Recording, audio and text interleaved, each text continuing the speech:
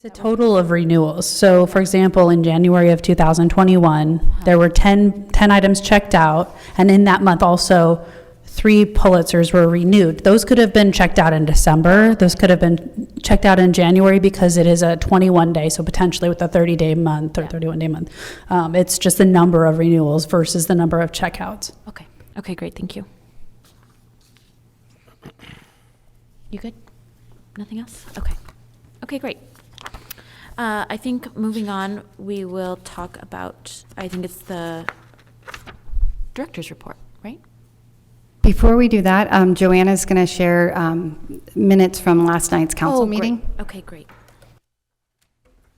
Good afternoon, trustees. Good to see you. I'm sorry that I have been unable to attend the last couple of meetings. So I asked Dara if I could take a little bit of time before her director's report to just check in with you guys and give some updates. I also want to echo your comments and kudos to the staff for the annual report and the forthcoming strategic plan. In all honesty, that is because of our partnership with LS&S. If this was still a city department, I can almost guarantee you that we would not be getting those types of reports and plans. And, it's just another blessing of this relationship that we have. The corporate support for our local staff and what they produce for us as part of this relationship, that's not coming out of any other city department. So I just want to thank, for whoever's listening, the corporate staff who are involved in, supporting our local staff and putting together these types of reports, because it is a wonderful way to keep track of things, to celebrate our wins. And I'm really grateful that that's a part of this relationship. I also want to, just give a moment as we sort of are closing out the fiscal year, right? This is instead of it being December, like for us, it's June when we're kind of looking back over the year and assessing things. And I really just want to give kudos to the staff because, you guys may or may not be aware of the financial situation that the city is facing. And, they just keep plugging forward and pursuing grant opportunities and reaching out for partnership opportunities. And they've been very understanding about facilities related issues and things that we just literally do not have the capacity to address at this point from the city's perspective. So I appreciate that the library staff are doing amazing things despite all the circumstances that we face. So thank you for all that. In happy news, you may have heard that yesterday was the ribbon cutting of the Library National Fitness Campaign Fitness Court. I was not able to be there because I was in a budget meeting, but I saw pictures and it looked amazing. And I think it's just one more feather in our cap of improving that library campus and really making the most of what we have to work with. And it's just such a wonderful addition to the campus. I know I've talked with Dara about really exciting forthcoming opportunities to partner around programs and things like that. So I encourage you to get out there and work out on it and go and check it out when you're there at the library. I have not heard anything on the infrastructure grant. I figured you guys were probably very curious about that. I'm not surprised, to be quite honest with you, because as much as I love them, the state library is not generally great about keeping up with their own timelines. So although they said that we would be hearing results of the awards in spring, I anticipate it will be closer to fall. So I will obviously let you guys know as soon as I know, but I have not heard anything one way or another. So switching now to the budget, I want to thank you, Ron, for the comment that you submitted last night. I did give you all a heads up what was going before council, and I'm really happy to report that although the council did not vote yesterday to approve a budget, that the outcome was very positive. So taking a step back from that, the city had an $8.5 million deficit to close for fiscal year 22-23, and we were directed by the council to come back after the May preliminary budget was presented with a balanced budget that did not impact police, fire, or the public safety aspects of public works. And if you're not aware, those 3 budget areas make up 75% of the city's general fund operating budget. So that leaves 25% of the city's budget to make up an $8.5 million gap. So huge kudos goes to our finance director, Christina Holmes, and her team and the executive leadership team for really working with our portfolios and our teams to come up with, once again, creative solutions for changing the way that we project our incoming revenues, looking at changing sort of fundamentally our budgetary philosophy, and continuing to, unfortunately, have to defer some needs in order to be able to close that gap. So that was presented last night. The council was very positive and affirmative of the work that the staff had done. My portfolio in particular, which includes the city clerk, communications, digital media services, recreation, older adult services, senior nutrition, the library. We put forward quite a few potential cut scenarios because we needed to present to council that no stone had been unturned in this exercise. And although they were not recommended options, obviously the council can do whatever they feel is right for the city. So I am happy to report that even behind the scenes before the meeting last night, there were comments from council who were quite distraught to see the library even on a potential list. So that is a very, very positive shift in the way that the council sees the library. So I wanted to report that back to you. The ultimate outcome last night is that the council voted to provide $5 million in one-time funding to put back into the budget. And they directed staff to come back on June 22nd with a yet again revised budget that incorporates that $5 million back in.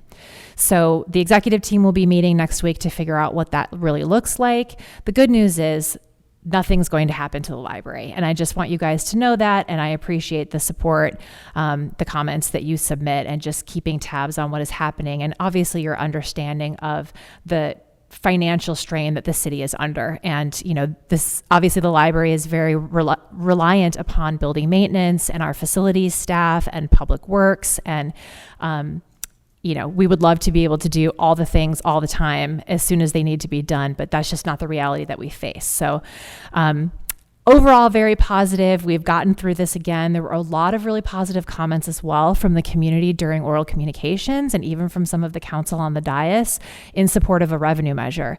So where we're at with that is that the full council has given direction to the council subcommittee to conduct a poll of likely November 2022 voters to assess their likelihood to approve a revenue measure. So we are awaiting the results of that poll. They will be shared with the council, and then the council will make a decision as to whether or not to place a measure on the November ballot. On June 22nd, the council's also going to begin the judicial, what is that called, Zach? Judicial validation process. Sorry. This is still a relatively unfamiliar area for me, but of pension obligation bonds. So that is another tool in the tool belt, if you will, to address financial stability moving forward. It is not an end-all be-all solution. It does not negate the need for a revenue measure or some other source of, you know, ongoing locally controlled funding, but it just is evidence of the fact that council and staff are pursuing every option that is out there. So if you're interested in that and you want to see that workshop and what those next steps are, that will be discussed on June 22nd. And I think that's it, unless you guys have any questions for me.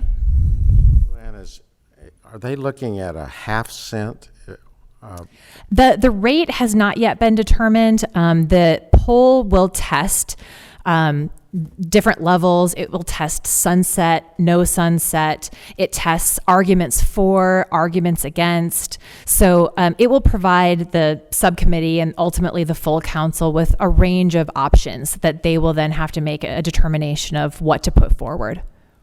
So with the grant we applied for, obviously we're hoping to have to do zero matching. But if we would have to do $100,000, we may be in trouble with that since the budget is in such dire need. If we are awarded the grant, we will have no match. It's all or nothing. Okay, yeah. I didn't understand. That's good to know. However, if they were to come back to us and say, we love your project, but 90% of your project is critical infrastructure, which is what we as the state library will support. The other 10% is modernization, or the other way around, however they would assess that. They could come back and say, we will only provide funding for the critical infrastructure piece of it. So in that case, we would have to find a funding source to do the modernization element, which is really what is community facing, right? So that's, in a lot of cases, not the most important, but it's the most visible piece of what we would want to do to the facility. So in that sense, we absolutely would need to find an additional source of funding to be able to move that forward. In either case, if we were awarded funding for critical infrastructure, I would happily take that money because we need it. Just as I was saying, we don't have the funding right now. We are continuing to defer maintenance across the city. So we need that money to be able to replace the HVAC, replace the windows, all of those things that contribute to the quality of the environment. But we may have to reassess what we do in terms of the forward-facing improvements that we've talked about. Since the council is giving us positive feedback about the library, that's really great. What is Mike's opinion if we said to LS&S, we can't afford to do this? To fund the library anymore? What's Mike McGinnis's? Well, there's a caveat to the contract that says in a circumstance in which council does not approve funding for the library, then the contract would end. Okay. So, LS&S has always been a fantastic partner of ours. And I did reach out to Todd and Jennifer Giltrup and the members of the corporate executive team to give them a heads up about this, just like I did with you.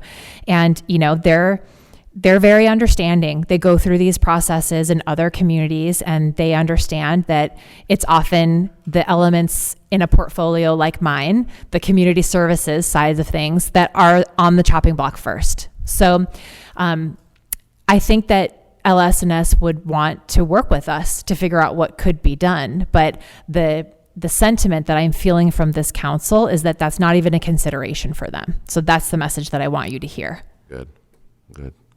I mean, it would cost us more to go back than would continue with LS&S. If this were, and I don't want people to cherry pick what I'm saying and quote me out of context, but I don't think this would ever happen.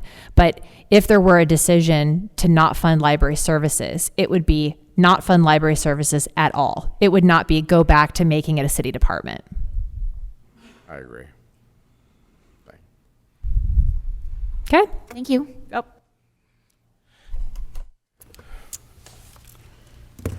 So in April, the library hosted 45 programs with a total of 1,383 people in attendance. That included our writer's workshop, Your Story. It was very successful. It was over the months from April, and it's wrapping up in June. And up to this point, there's been, just in the month of April alone, there were 51 participants in that. So it's been very successful program.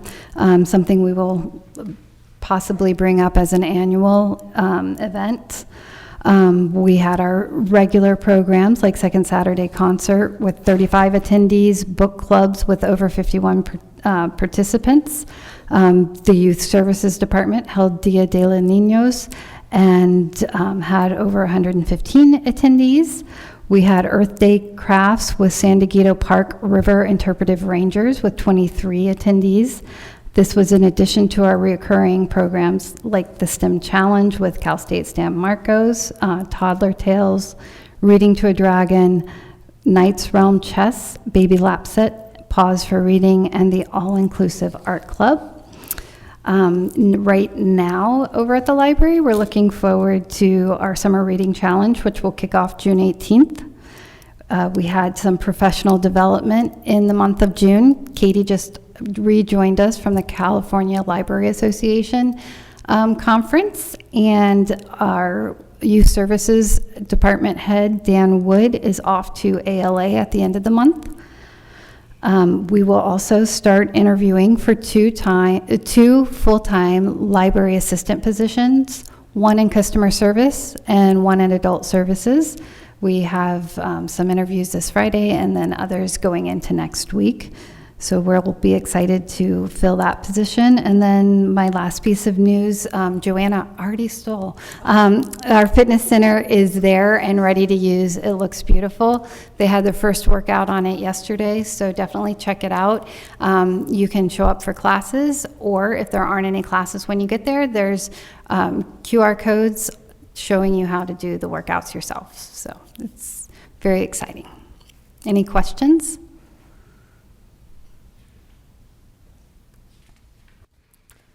Is the Summer Reading Challenge open to everyone, or is it just, okay. Yes, we have it for adults and youth services. In fact, we encourage the parents to sign up themselves when they're signing up their children. So to try and get those numbers, and also it can be fun. You're trying to get the kids to read. It's good to keep yourself in practice and be a good example too. Great. I have a question, but I don't know where it should be placed. How is the relationship with us and the the Pioneer Room and the Escondido Historical Society? Is that, I think we were starting that, and they're both such valuable commodities to our community, and I just wondered how that was going and if it was progressing. Yeah, so I'll talk about sort of the background of that. It took a little bit of time, but we did finalize an MOU with the History Center to formalize that agreement and partnership for all the reasons that you just said, Ron. There's a lot of duplication of effort a little bit. I think there's a lot of confusion in the community about what the difference is between the Pioneer Room and the History Center. There's a lot of resource sharing that can happen because both organizations are under-resourced, and I think that we've laid a really positive groundwork. And I will turn it over to Katie because she actually just provided me with a really wonderful update on where we're at with all of that. So things are moving forward. You know, we have to baby step into that because it's a change for a lot of people, and we need to make sure that we're not overburdening the Pioneer Room staff or setting expectations that can't be met in terms of, you know, transferring collections and things like that. But there is definitely a wonderful partnership in the works specifically around the Grape Day Festival that I think Katie should talk about. Thanks, Joanna. So we've done a couple of different things. Myself and Aspen, who is the library operations manager and archivist, and some of her team, we've spoken with Robin, who's the head of the History Center. We've done a great tour. And right now our collaborative effort is specifically around cross-promotion and marketing. We are doing some exhibits in the Pioneer Room that are in line with the same themes that are going on in the History Center, with, you know, that whole tagline of like, hey, you want to learn more, check out the History Center. We are also going to participate in the Grape Day Festival, which is going to be a big fundraising effort for the History Center. It will be here in Grape Day Park in September. And we will be doing an exhibit on the Grape Day Festival in the Pioneer Room, as well as having a booth at the festival to promote the Pioneer Room's resources as well. Right now, we're in the very early stages of planning ways that we can assist in providing storage for some of the photographs that they have, the physical photographs that they have. And then we're working on some different discussions with different platforms and software companies for digital storage and archival level specifically photographic focused software. So right now we're just kind of doing more of RFP is the wrong word. We're doing just more of an investigation. What are the top platforms out there? How much do they cost? How much space do we think we need? What does that look like from an IT perspective, from a cost perspective? How would that work between the History Center and our Pioneer Room friends and the budget? Right now, what we really are kind of focusing on is having a centralized digital location that would be stored in the cloud for digital photos, and then having it all in one database so that patrons or people who are online can just search the database for, let's say, pictures of the old high school, and then photos we have will show up, photos the History Center will show up. So it'll be a shared digital space for people to find what they need all in one place. But like I said, we're kind of just investigating at this point. And one of the main distinctions between the Pioneer Room and the History Center is that the Pioneer Room focuses on photos, papers, documentation, yearbooks, things like that. And the History Center is really a living museum, right? They specialize in ephemera. So we have the technology and more of the capacity to house these, rare, delicate, very old photos in archival standard ways. We have a temperature controlled vault, for example, that the History Center doesn't have. We also have much more technology around scanning. And so we have the ability to scan and digitize, and I would assume we probably have more resources to be able to store those and make those accessible to the community. So that's really where we're dipping our toe in, is to figure out how best to transfer to physically transfer the photo collections that are at the History Center right now to the Pioneer Room. And the History Center will still retain ownership over the property. It just will live and be housed and shared through the Pioneer Room's resources. And that was an important distinction in the MOU, because the History Center does generate some revenue by selling copies of photos to journalists or people who are writing books or things like that. And, we don't want to take away any of that ability to do so. Also, if there are donor restrictions on a collection, that is also maintained in perpetuity, regardless of where things are physically or digitally housed.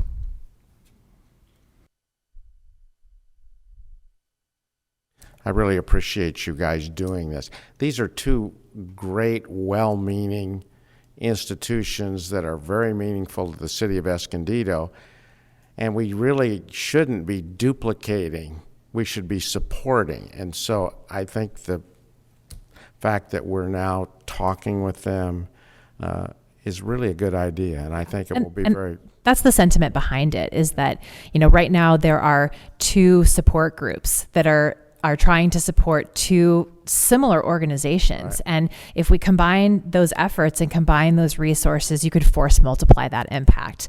I think the long-term vision, and I'm talking long-term vision, is that there would be ultimately one organization. It would be renamed something perhaps different than either of what these are right now, but that we would have a really strong support, a base of support.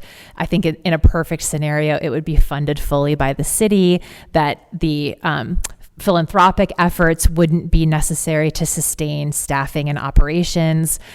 So that's kind of where we're going long term. But again, we have to baby step into that and make sure that we're crossing all our T's and dotting our I's, and that, again, we're building capacity as we grow.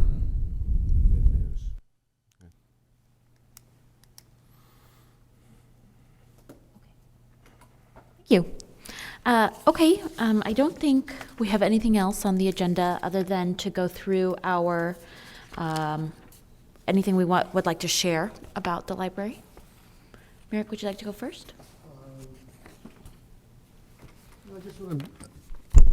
Just wanted to second what Ron says, and Joanna, that you guys are doing a great job with all the programs, and we really appreciate it. And it seems that the library is back in full swing of things. So great job. So I have a couple of things. One is that Merrick, John, and I attended the mixer with the other board and commission members. I think that was about 2 weeks ago now, and it was very cool. I thought it was great. It was really nice to meet a lot of the other volunteers and see where our boards and commissions, what we had in common. So I think I talked to two folks from the Historical Preservation, right? Commission, yes. And they get a lot, I guess, of people whose homes, they would like to put on the historical registry.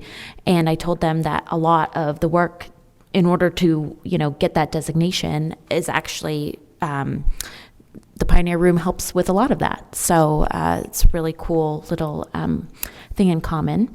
The other thing is we did get the preliminary draft of the strategic plan from LS&S. The committee looked it over, and there were very few comments back. Everybody was very excited about it, didn't have very many things to change. So I'm hoping once, it'll come to us ripe for approval prior to it being, sent out and everything. But I'm very pleased with it. I think it's ambitious, but definitely doable, and it has a lot of things on there that we haven't included in the past. A lot of data that supports what we'd like to do, and I think it'll be really great. Well, I really haven't done anything specific. I was in the library, I think, 3 times. I'm always so impressed with the professionalism in the library. It's just a place you could go, you could feel comfortable, you could study, you could pursue whatever you want. I'm very, very impressed with just the overall feeling tone in the library. I also heard this fabulous city employee give a speech at the Rotary Club. And Joanna, you are fabulous as a speaker, and what a great, these people, most of them have been around Escondido forever, and it's really, really good for them to see someone as talented as you are present at what's going and represent the city. It really made me feel good because you really do. You're fabulous on your feet. The presentation was great. And I compliment you, even though it's not library business. Thank you, Ron. That means a lot. I really do appreciate it. I just had a quick visit. I think we went to Cruising Grand, and we're walking around, and I made my husband go in the library with me. I'm like, it's right there. We're walking in. And I think that might have been his first visit. So, and I showed him, and he's loving all the art that's going around the city, and showed him the back of the wall. And we just went to the art wall in the library, and I love that you guys display. Are they local artists that are right there? Yeah, it's the Escondido Art Club. Okay, awesome. Yeah, so we checked that out and just looked at everybody's art, and it's rotating, right? Yeah, awesome. Yeah, so we just enjoyed that and looked around a little bit.